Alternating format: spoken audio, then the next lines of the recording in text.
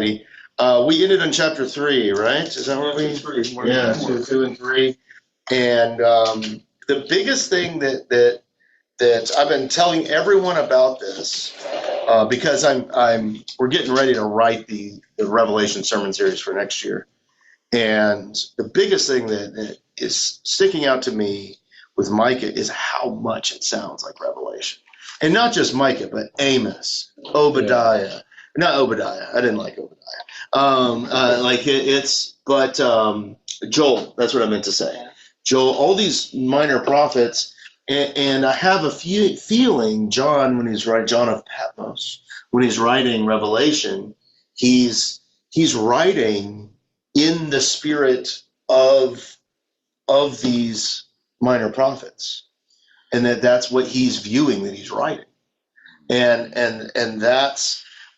I think that has made me kind of almost look at it differently, and it's I was hanging out with the pastors on Tuesday, and it was a great meeting. But even then, there was some that were making a big distinction between the God of the Old Testament and the God of the New Testament, and I'm just not there anymore. Like that. It's God all the way through. I know, right? Yeah. And it's like and so. So like it's like you want to see what a picture of what God looks like, look at Jesus, and you'll see that all the way through, and that colors us how we kind of look at the Old Testament then. And the other thing that's been sticking out to me with these minor prophets, so it sounds like a version of like the law gospel preaching that we do in the Lutheran Church. But that's not just the Lutheran Church. A lot of places practice that. They just call it other things. But there's all these things that we do that you see we're swimming in this stream that is much older than we are, and so we'll continue here with chapter 4. We may go on to chapter 5 after that, but we'll start off with chapter 4. So all right, let me make sure I am where I am. So let me share the screen. And hit that and optimize for video. Share. All right, here we go. Yeah. Now, it shall come to pass in the latter days that the mountain of the Lord's house shall be established on the top of the mountains, and shall be exalted above the hills, and peoples shall flow to it. Many nations shall come and say, Come, and let us go up to the mountain of the Lord, to the house of the God of Jacob. He will teach us his ways, and we shall walk in his paths.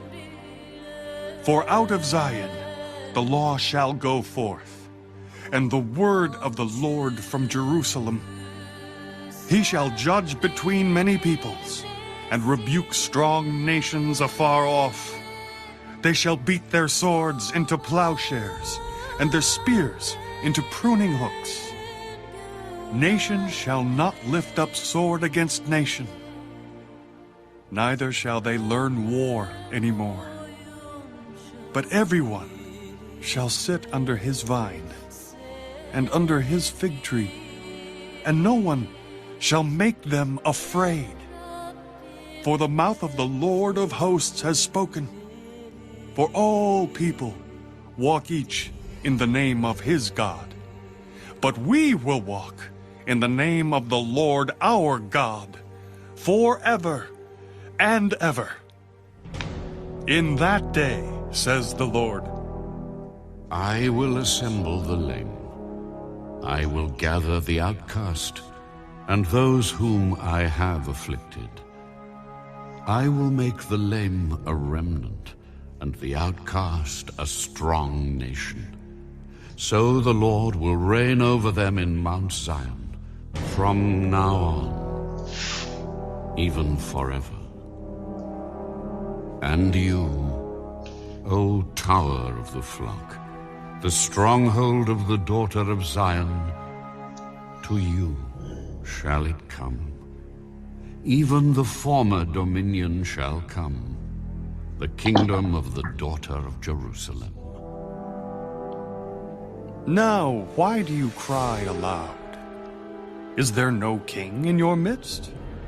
Has your counselor perished? For pangs have seized you like a woman in labor.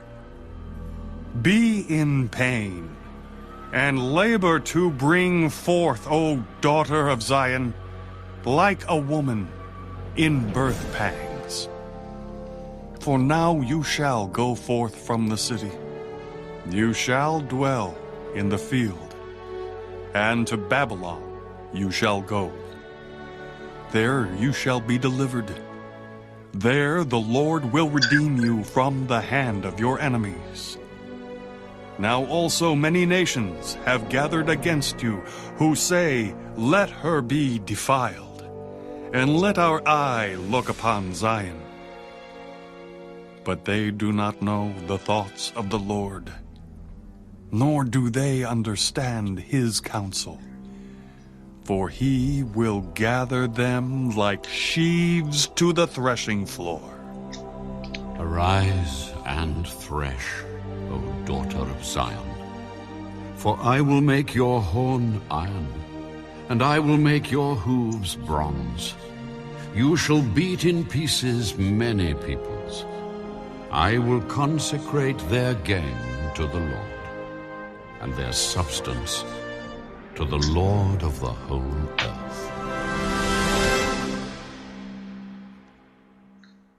Okay. All right. Okay. So, what did you hear? What did you hear? Well, he's letting them have that, go to Babylon. He's letting what? Sending them off to Babylon. If you want to be Babylon, be Babylon. If you want to be Babylon, be Babylon. Like it's like that. And some familiar stuff. They should beat their swords in the plowshares and their spears. Yeah, like it's almost like all these like minor prophets. These are reverse ones. Well, there was the one that was backwards. It was backwards because it was talking. It wasn't a good thing. Like that's. I have a question.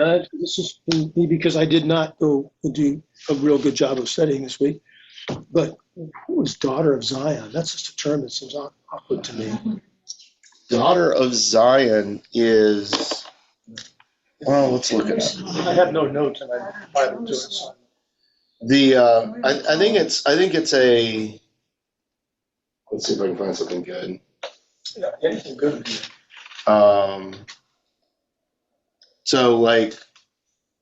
So Gemini is saying that I'm interpreting what they're saying. Like we often put cities as her, as a female declension. That when you hear daughter of Zion, it's usually specifically talking about cities, especially Jerusalem. And so like that's. Well, I understand Jerusalem, but I just didn't understand the daughter reference. Yeah. So it's like she's a good city. But it's very rare that we put masculine characteristics to cities. And I think that's probably because we view cities as like birthing. That's often a case with the cities. That's probably where that comes from. But that's more about how language works than anything else. But I think that's what it's talking about there. It could be wrong, but that's where the Google leads me, and that makes sense. Question. Yeah. Verse 4:2. I have the Jerusalem Study Bible. Okay. It says many Gentiles will go and say, "Come to the mountain of Adonai," and I don't think that's what it read. Okay. Yeah. So the King James does many nations, which that makes sense with Gentiles. That's He does the same thing. So she's got this one, Yeah, that one. which is a little different than this one, right? Yeah. The New Because Testament this one says nations. So, Yeah. But nations generally is referring to those outside of Yeah. Israel. two different. So, but Gentiles and nations would be very similar.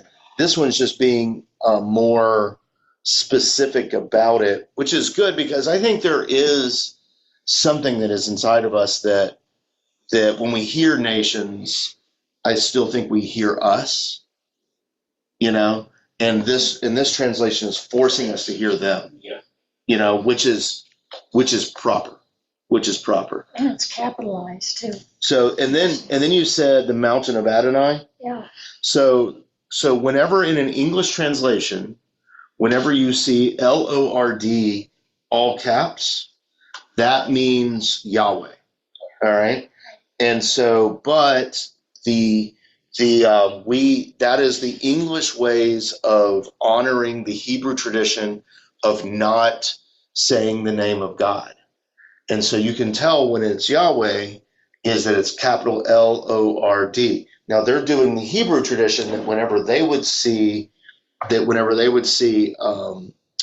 Yahweh in there, they would just say Adonai.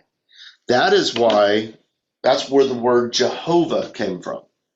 We don't think that God was ever called Jehovah by anybody anymore.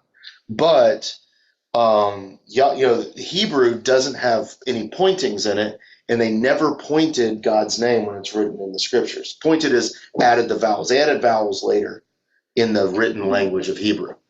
And so they don't. So what they did originally was when they were trying to figure like, well, what was God? They put the vowels for Adonai with what we now understand to be Yahweh.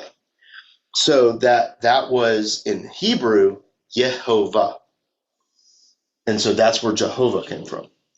So it's the vowels from Adonai are put into the consonants of Yahweh. And Yahweh is a guess. We don't know. It's an educated guess, but we don't know. But that's why they said Adonai. You go further down in that verse where it says, "For out of Zion will go forth," and this, of course, the Jewish Bible says Torah. Yeah, the law. Yeah. Didn't say Torah. Yeah, it says law. It says law. Law. Yeah, Okay. yeah. So that would be very similar. Okay. Torah is it's probably actually a better word because I think we get conflated law with laws like we have in the country, and it's not the same thing. It's not the same thing. It's much like the same thing has happened to our word gospel. Gospel means good news, but how it's translated today is this is how you're saved in Jesus. We almost turned it into a law, right? Gospel just means it's euangelion. It's just good news. You know, we could talk about the gospel of how Ty Gibbs won the Bristol race on Sunday. You know, we could talk about the good tidings of that. I don't know. I'm not a big truth too, don't you? Yeah, that's Gospel, don't you connect that with truth? I mean, yeah, but it's a little bit, Yeah. but it's really about good news is what it is. And we have, but that word has gotten conflated, and the word law has gotten kind of conflated to mean other things too. And so like these are just translates that we have to work on. So the use of the term law here is referring to God's law, which is in the Torah. Yeah. And it is God's law. And there's a subtle distinction, but it's also talking about the good news. When a good Hebrew back then would have heard that, that's why I kind of like the Torah being. Like Torah. Yeah. The word for it. Like you're thinking about God calling Abraham. That's God's law. That's God rescuing his people from Egypt. That's the Torah. You know, that's God's law. And it's I think sometimes we get conflated with the list of of things. And I think they were conflated with it during this time a little bit, during Jesus' time, obviously, and stuff like that. But also there's that sense of, when we talk about the works of Jesus, the first thing we go to is the cross and the resurrection. And when they talk about the law, the first thing they're going to is God saving them from Egypt. It's just an understanding of how it works. Don't you think that Jesus was in the Old Testament? Oh, yeah. It's implied in a lot of places. Oh, yeah. Well, yeah, I mean, God. Think of him just coming when he was born. Yeah, and, yeah. He was there before that. Yeah, no. It was. Yeah. Since the creation and all that stuff. That's the Godhead is there. The Godhead is there. And so yeah, no, he's definitely there before that. So, all right. Well, good. So what else stood out to you in this? I want to talk about the first couple verses here for a second. I couldn't find it, but didn't we talk about the destruction of the temple and all that stuff a couple chapters ahead of this? Yeah, we did last. I couldn't remember where it was though. But you see now in chapter 4, because remember chapter 3 was filled with all kinds of notice what it does. All right, chapter 3, verse 5. Thus says the Lord concerning all these prophets, who make people stray, who chant peace, yet they chew people up, like that. That's kind of those kind of things. During this section, it talked a lot about the mistreatment of poor and all and the lame. And then you have the other side of that coin. And you have, it's going to come when God puts his place on the holy mountain. That, if you squint, I don't even think you have to squint that hard. To me, that sounds like what John's doing in Revelation, like it's coming down, like that the holy, the city is, like God's presence is, John puts it as coming down. Micah is putting it like he's going to establish it. It's going to be the true thing. It's not going to be this imposter thing that you guys are talking about, but it's the coming of the true resting place of God. Let's see here. And yeah, so he's just kind of talking about that. And it's kind of juxtaposed to all of the destruction that's coming onto it, which, to go into glorious stuff as the good Christians that we are in the room, like there's all kinds of cross metaphors going on. The destruction of the temple of God, which is Jesus on the cross, right? The tabernacle of God, but also there's also like destruction of the actual temple, and there's all kinds of fun metaphors going on here for Christians. Let's see, what else? Pastor? Yeah. If you look at Isaiah chapter 2, it talks about the mountain of the Lord, and it talks about beating the swords into plowshares and so forth. So it's almost the same as what we're reading in Micah, and I guess they were contemporaries. Isaiah. These guys, they need to stop plagiarizing off of each other.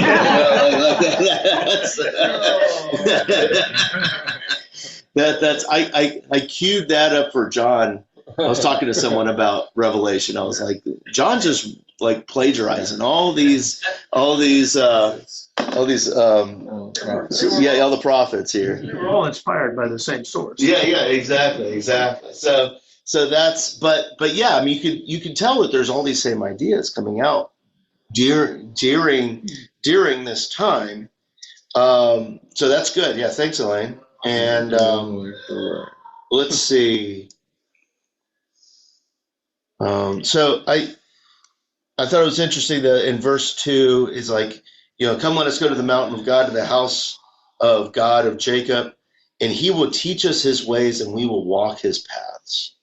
Like I really like that view of it, like that we walk his paths.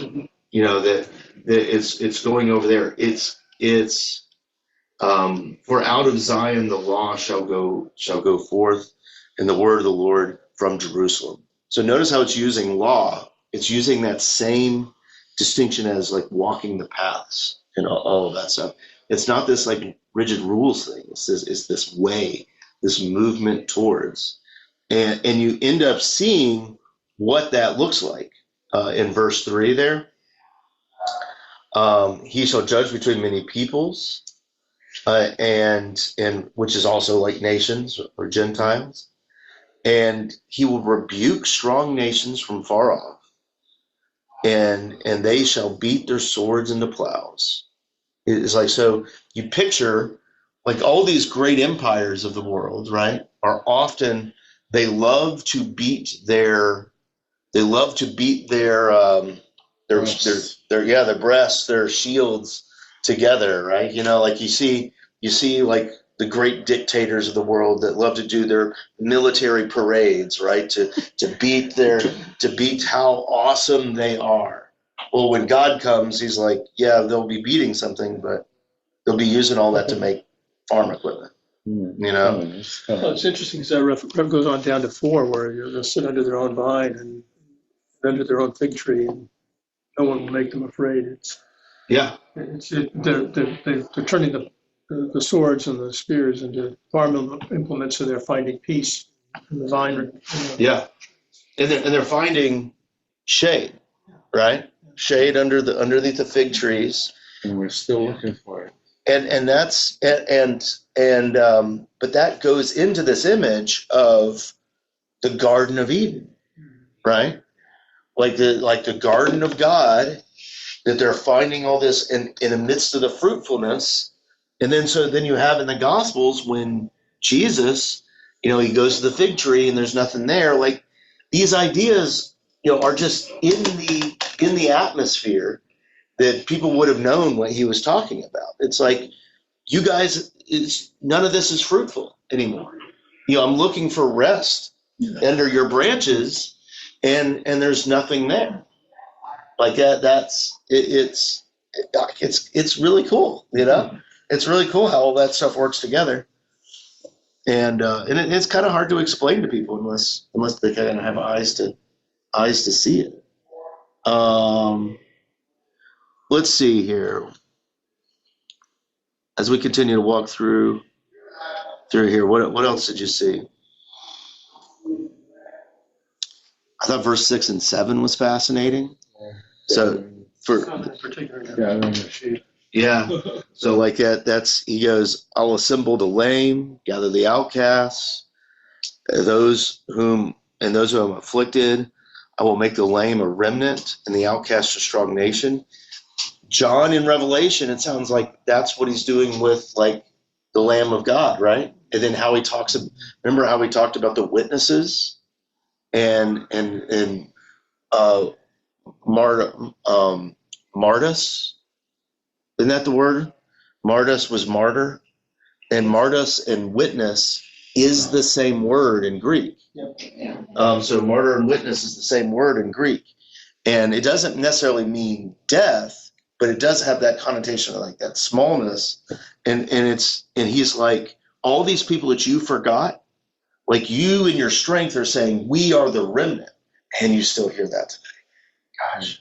And the people are like, we will be the remnant, like all that stuff. And they just lean into their strength to get it. And he's like, no, like I'm going to make the lame. I like this translation. Yeah. I will assemble the sheep. Oh, is that what it says? What verse? Gather the outcast. 6. Okay, so it's 6. So, well, let's look that up. Let's look that up. That's an interesting translation. I like that one better. Yeah, I like that. Because it's meaning down the lane. Right? Let's see. What am I looking for? And that's 4? 6. 4, 6. All right, let me bring over the Zoom people.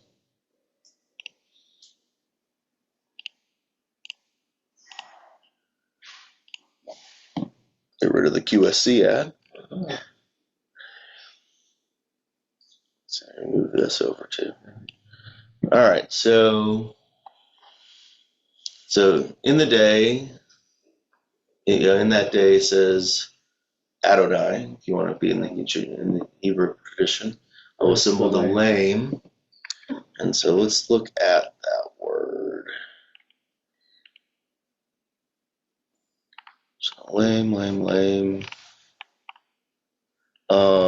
look at the Strong's occurrence. So limping. Look at that. It's the same word as Jacob. Oh. That's the same word. That's the same word for how.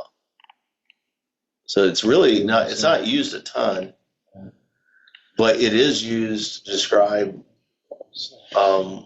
Jacob's limping. Yeah. So it's I like your translation better. Yeah. I do too. So I think we can see what they're saying with the sheep translation is that, like, it's a small thing, like that's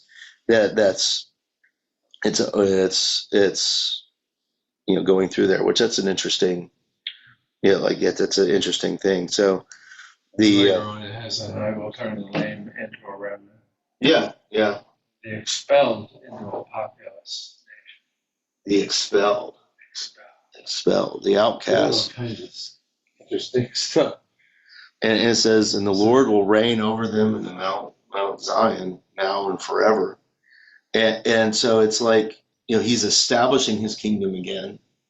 But the people that Israel's mighty have pushed aside, like, he is raising up, that type of thing, and it's basically given a vision of, like, this is how you guys should be, this is the way of God, like, this is, see, what was how the words put it there, okay. Like, these are his paths, like that's like, look, you're looking for the law of God to follow, like it's doing these things. In verse 5, he says, and all the nations may walk in the name of their gods and will walk in the name of the Lord, our God, forever. Mm-hmm. And it's the same walking, following. Yeah. That's kind of an odd verse. And I think it's like, I think they're just going to walk in their way over there, but, like, we'll walk in this way, and what that looks like is that God is assembling the sheep or the lame, and, like, that's all these things, like the outcast. And that's what you see with Jesus when he comes. That's what he's doing. How he let them, all those lame, and come into the temple. Yeah. That's a huge, like, that's, in all honesty, that's a few years ago. I got very angry because, like, that was never part of that story. When I growing up, that's that he brings in what he's talking about. What he's talking about here, that he brings in the lame and all that stuff, and the blind, to heal them into where he just cleansed the temple.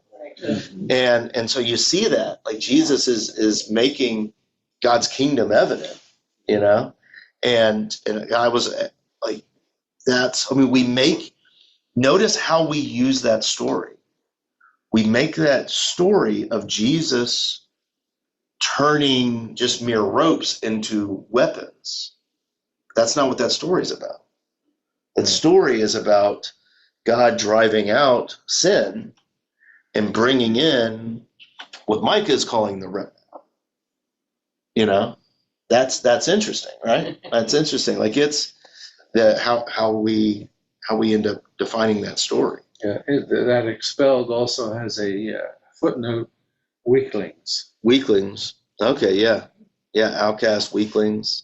Yeah, that's all good. Right after it says meaning of Hebrew, uncertain. Yeah. The meaning of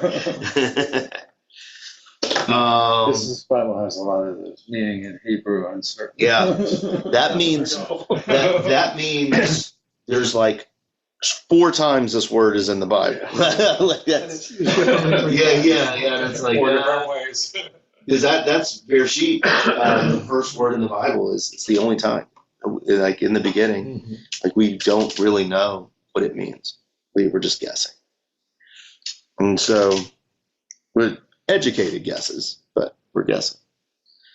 So let's see.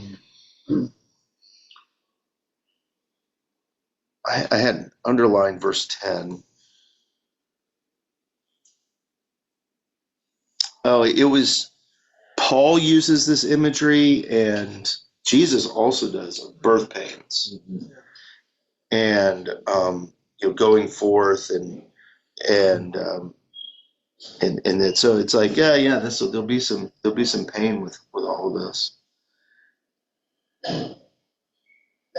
Into Babylon you shall go, and there shall be delivered there the Lord will redeem you from the hand of your enemies. Let's see. There was just a lot of imagery in this chapter that I was like, gosh, this is all over, like the threshing floor. Like that's Jesus imagery where the wheat and the chaff, like all this stuff, like all this imagery is brought up again later on. Why did I drew a little drawing? So why did I draw this? I don't know. I got to read it and find out. I'm not sure why. It's basically like a recycling sign, and I think it's like you're seeing all this come around. But as we're reading the latter part of this chapter is reminding me, it's like, careful what you wish for, you just might get it. If you really want to be Babylon, here you go. You can be Babylon. All right. Anything else from chapter 4? Let's do chapter 5. Make sure I got my ducks in a row over here. Oops, that's not the right one.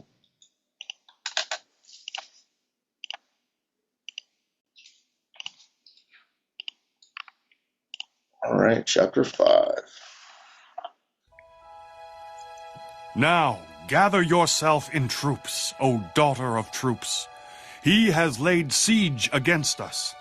They will strike the judge of Israel with a rod on the cheek. But you, Bethlehem Ephrathah, though you are little among the thousands of Judah, yet out of you shall come forth to me the one to be ruler in Israel, whose goings forth are from of old, from everlasting. Therefore, he shall give them up until the time that she who is in labor has given birth. Then the remnant of his brethren shall return to the children of Israel, and he shall stand and feed his flock in the strength of the Lord, in the majesty of the name of the Lord his God. And they shall abide. For now he shall be great to the ends of the earth, and this one shall be peace. When the Assyrian comes into our land, and when he treads in our palaces, then we will raise against him 7 shepherds and 8 princely men. They shall waste with the sword the land of Assyria, and the land of Nimrod at its entrances. Thus he shall deliver us from the Assyrian, when he comes into our land, and when he treads within our borders. Then the remnant of Jacob shall be in the midst of many peoples, like dew from the Lord, like showers on the grass, that tarry for no man, nor wait for the sons of men. And the remnant of Jacob shall be among the Gentiles, in the midst of many peoples, like a lion among the beasts of the forest, like a young lion among flocks of sheep, who, if he passes through, both treads down and tears in pieces, and none can deliver. Your hand shall be lifted against your adversaries, and all your enemies shall be cut off. And it shall be in that day that I will cut off your horses from your midst and destroy your chariots. I will cut off the cities of your land and throw down all your strongholds.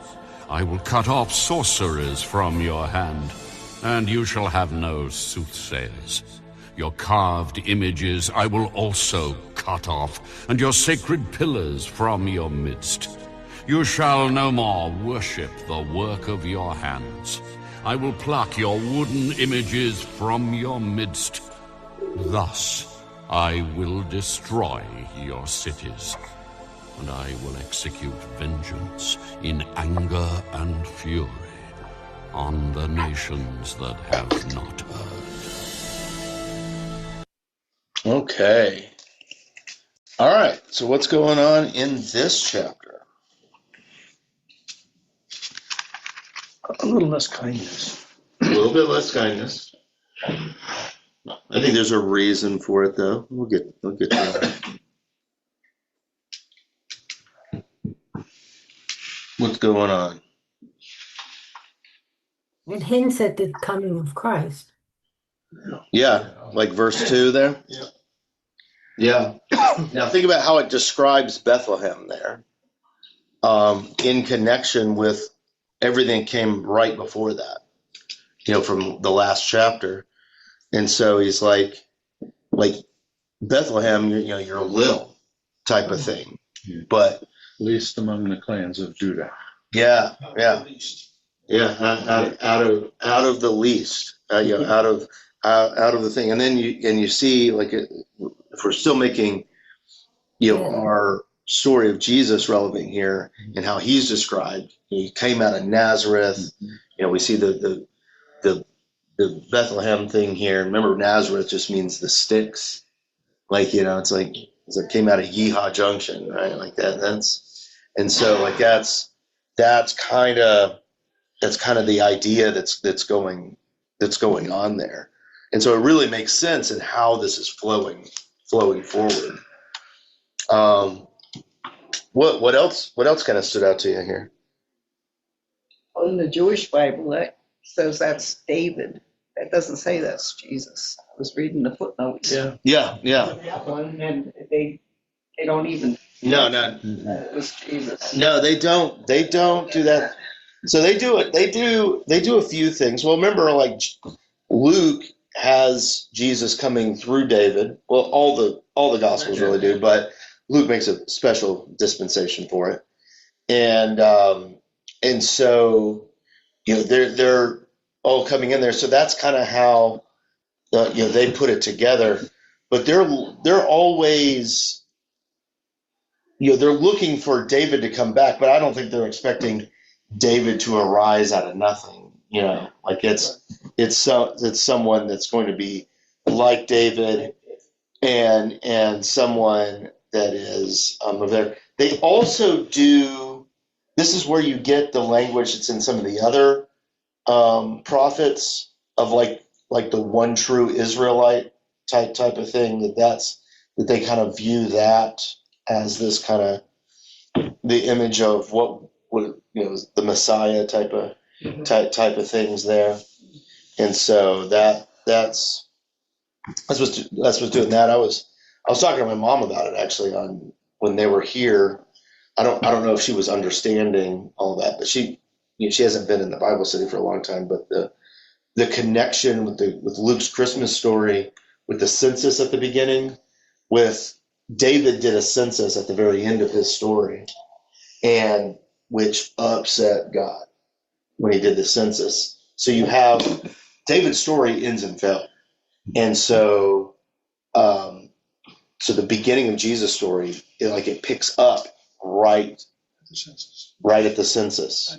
That's interesting. Yeah, so like the very end of 2 Samuel, David does a census, and he wants, and the reason why he wants to do it is he's getting older. His kids aren't letting him fight anymore. Even Goliath's son wants to fight him, and he's like, I want to go fight, but he's an old man now. and like his people are like, no, you can't go fight. That's dumb. He's like, well, I want to count how awesome I am. And so he counts the people. And God's like, how dare you?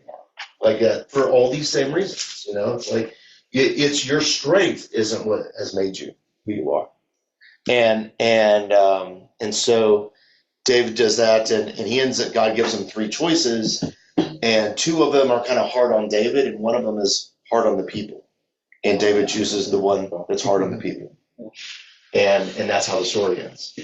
And then it's interesting how Luke picks up with the census, because the census never made sense to me why it was there at the beginning of Luke's story. It seems like a convenient plot thing to get people to go to Bethlehem. Yeah, that's right. I think what Luke is doing in that he's like, you remember like David doing the census? In case you forgot, it's from Bethlehem. Remember the town of David? And Jesus came from Joseph, who is of the lineage of David. Do you guys need more like notes? like that's, and then we still, even to this day, are like, oh, what is your census? That's. Well, it's interesting because you hear all these people debating whether or not they're trying to date Jesus based on the time of the census. And when was it really ordered, and who ordered it, and who was the king, and it really is irrelevant. It's irrelevant. It's like Luke is going, we're picking up at David's failure. Yeah, and it makes sense because I can't remember. I read something recently, and it said something about as far as the history went, there was no actual census that. Yeah. Coincides with the date. Yeah. That's interesting. Now it makes sense to me. Yeah, like it's. I think he's using it as a way of, like, could there have been a census? Sure, but I don't think that's the point. Yeah. It's like, was Jonah swallowed by a whale or a great fish or something like that? Sure, but when him being swallowed is the point, you've missed the point. Like it's the point is that God gets him to Nineveh. And that's it's like the creation story.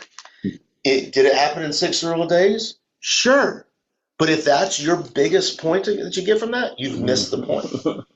Like that's and I think that's what the census is. There could have been something back then that he's picking up on that people will be like, oh yeah, but then he wants you.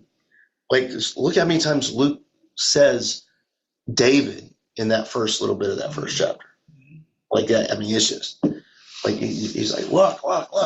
And so but we have this thing. I'm gonna start talking. I have the verse 3 and 4 there. We have all that about the remnant and about the weak and the lame and the sheep, as the Jews translated it. It's everything he's talking about in 3 and 4. It's this idea that, hey, I'm always going to be with you, even if you have to go through tough times.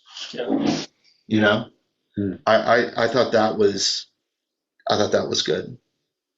I also think there's an interesting reference to the Messiah when he talks about that. He says, and they will live securely, for then his greatness will reach to the ends of the earth. It's not just the Jewish nation, it's everybody. Yeah, everybody. We're telling you. Yeah, and the way this has been talking about the nations and the Gentiles, you can tell that like God's hope is, it's not just resting in this one thing, which is interesting when we get to the violent bit here in a second.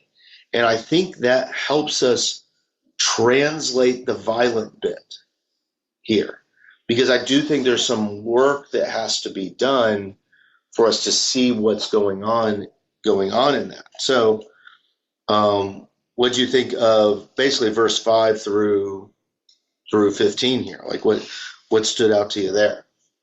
7 and 8. Yeah. Perfection and completion. Okay.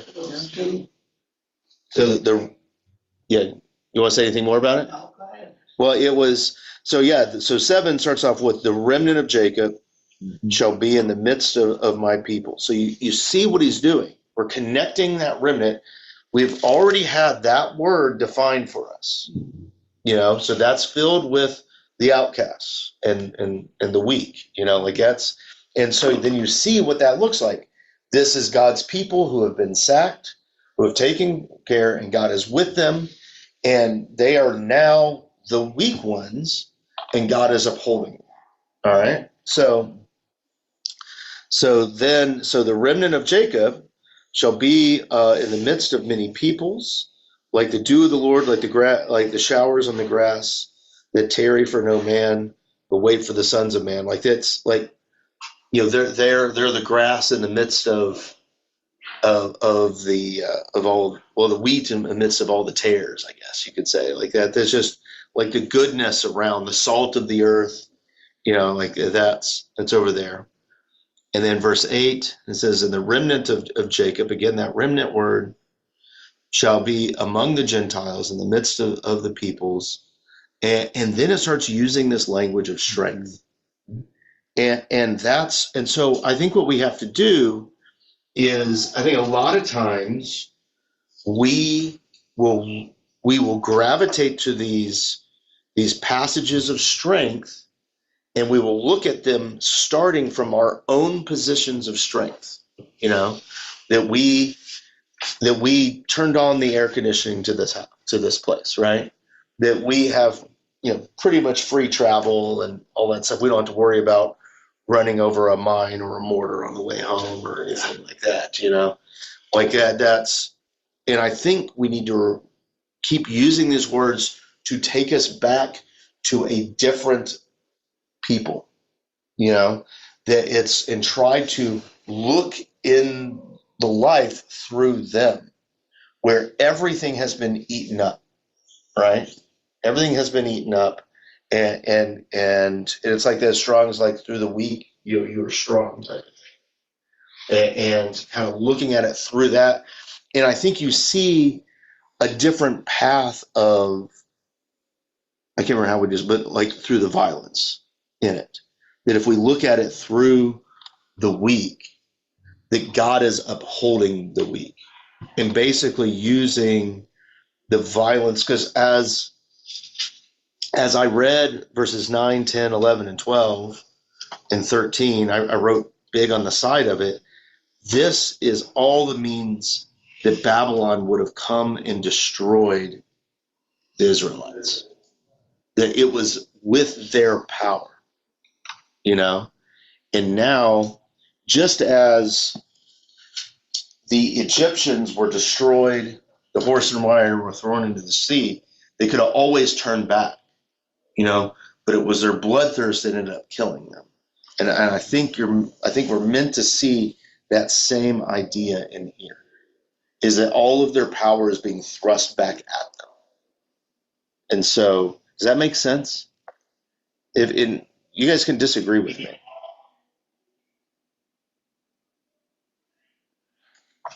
So like verse 10, "It shall be in that day, says the Lord, when I will cut off your horses from your midst and destroy your chariots." You could read that today as like tomahawk missiles and tanks, because those were like the weapons in the day, horses and chariots. And I'll cut off your cities in the land. That's how you conquer people. You cut off. Didn't the Assyrians conquer Egypt right after that? Yeah. Like what do you mean? Well, Egypt, after that, the Exodus, Mm-hmm. didn't the Assyrians go in there and take over Egypt? If I remember in ancient history. I don't know, maybe, yeah. I mean, that whole area. Yeah. I see what you're saying. They never really recovered from losing everybody in the sea.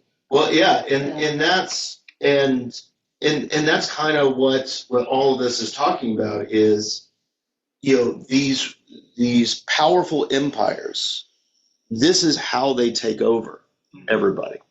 They use the tanks of their day. They cut off their cities. Like they throw down they throw down the strongholds of all the things. Like, and he says, "I will cut off your sorcerers from your hands." Is that how the other English translations use those words, or do they use like magi? Witchcraft. Witchcraft. They cast spells. Yeah. So these were incredibly That's the three wise men that come to Jesus. That's Magi. That's who these people are. These are not just like, ooh, like you have the palm reader with the down the street, like that's not who that is. Yeah. And so they go over there. So and it is like in all these carved images. What was Israel's always the issues coming up to this point is that they would always worship in these high places and with these carved images, right? And they would, and you got to remember how people would come into places. They would display their idols and their gods and like, this is what has destroyed you. Your God is weak compared to ours. So he's basically taking all the ways that they displayed their power, and he's turning it against them. It's like, you guys, careful what you wish for. You just might get it. Like that. That's what I saw in that. And that he's turning it. So when you look at it through the lens of the outcast or the sheep, in here, when you look at it through the lens, it's like, oh yeah, like he's just doing what they did to us. And so, yeah, good deal. So I think we can be done for today. Thank you all for joining us, and everyone that's watching on YouTube, thank you for joining us. Do we have any prayer requests?